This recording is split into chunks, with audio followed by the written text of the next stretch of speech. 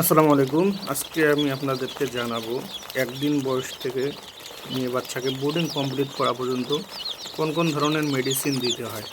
সম্মানিত ভিউয়ার্স, দেশ এবং দেশের বাইরে থেকে এই মুহূর্তে যেখান থেকে বিল্লি অ্যাগ্রো ফার্ম ইউটিউব চ্যানেল থেকে ভিডিওটি দেখতেছেন, সকলকে আন্তরিক শুভেচ্ছা ও মোবারকবাদ জানিয়ে আজকের নতুন একটি ভিডিও শুরু করলাম। সম্মানিত ভিউয়ার্স, আমাদের কাছ থেকে অনেকেই একদিন বয়সের বাচ্চা নিয়ে থাকেন।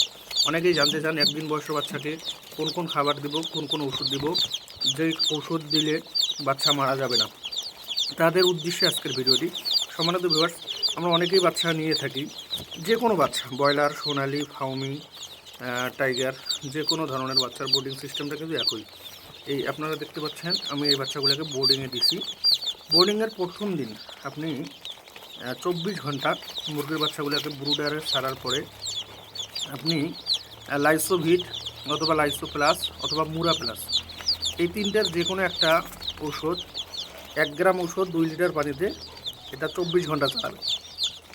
1 গ্রাম ওষুধ 2 লিটার পানিতে 24 ঘন্টা চালাবে। 24 ঘন্টা চালানোর পরে 3 দিন আপনি অ্যানরোফ্লক্সাসিন গ্রুপের অ্যানরোসিন একটি অ্যান্টিবায়োটিক ঔষধ, এবং সাথে আপনি সেফা ওয়ান অথবা র্যানামক্স যে কোনো একটা দিতে পারেন। তবে আমি অ্যানরোসিন এবং র্যানামক্স দিয়েই বোর্ডিংয়ের দ্বিতীয় দিন থেকে নিয়ে 5ম দিন পর্যন্ত এই ওষুধগুলো খাওয়াই থাকি। তো 3 দিন চালানোর পরে মূলত আপনারা 5ম দিন সাদা পানি দিবেন। সাদা পানি দেওয়ার পরে 6ষ্ঠ দিনে রানীক্ষেতের আরডিবি ভ্যাকসিনটা করে দিবেন। রানীক্ষেতের আরডিবি ভ্যাকসিন 1 ফোঁটা করে একটা চোখের মধ্যে দিয়ে দিবেন। 7ম দিন থেকে নিয়ে 9ম দিন পর্যন্ত এই 3 দিন আপনারা ভিটা-83 বা ভিটামিন 83 এটা এবং থায়াভিন অথবা থায়ামিন যেটাই পারেন এই ওষুধটা দিবেন 3 দিন। ওটাও নিয়ম একই, 1 লিটার পানিতে 1 গ্রাম হিসাবে 3 বেলা বা 2 বেলা আপনি যেটাই চালান। তো 9 দিন যাওয়ার পরে 10ম দিনে আপনি সাদা পানি চালাবেন। 11তম দিনে আপনি গাম্বুরো ভ্যাকসিনটা করে দিবেন। গাম্বুরো ভ্যাকসিন আপনি চাইলে পানিতে দিতে পারেন।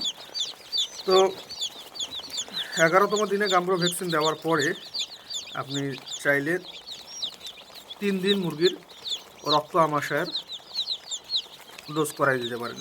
রক্ত আমাশয়ের জন্য ভালো ওষুধ কক্সিকিউর অথবা ESB-30 এগুলা পাওয়া যায়। এগুলা দিয়ে আপনি 1 লিটার পানিতে 1 গ্রাম হিসাবে 3 দিন চালাইলে ইনশাল্লাহ রক্ত আমাশা হওয়ার চান্স থাকবে না।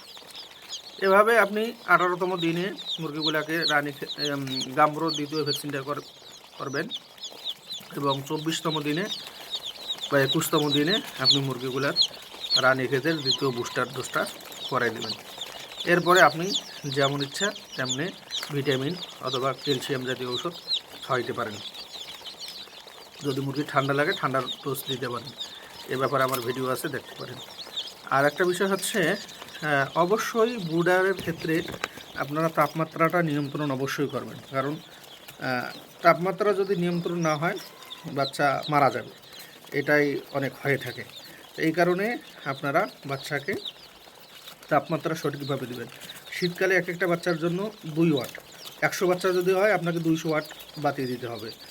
আর অন্য সময়, গরমের সময় আপনার একটা বাচ্চার জন্য 1 ওয়াট বাতি লাগে। আর আপনি বাচ্চাকে আসলে অনেকেই জিজ্ঞাসা করে থাকেন যে কোন খাবারটা দিবেন। আমরা সোনালি ফিড খাওয়াই।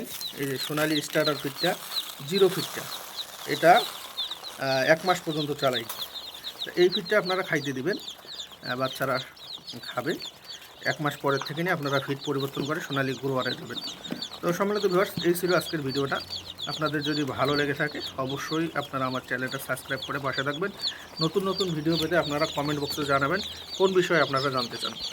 এই হচ্ছে আজকের ভিডিও। সকলেই ভালো থাকবেন, সুস্থ থাকবেন, সকলের সুস্বাস্থ্য কামনা করে আজকের ভিডিওটা এখানেই শেষ করলাম। আসসালামু আলাইকুম।